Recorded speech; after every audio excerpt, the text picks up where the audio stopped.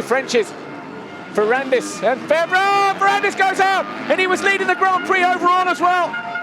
Ferrandis, this is turning upside down on its head, so Boutron is going to be back in control.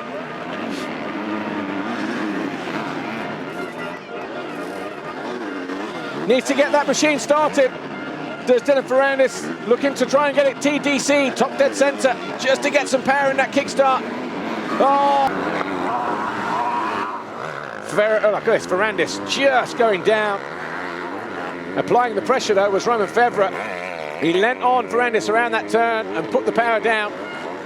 So Charlier sets his fastest lap of the race, a 2:01, but wait till these guys come over this time around.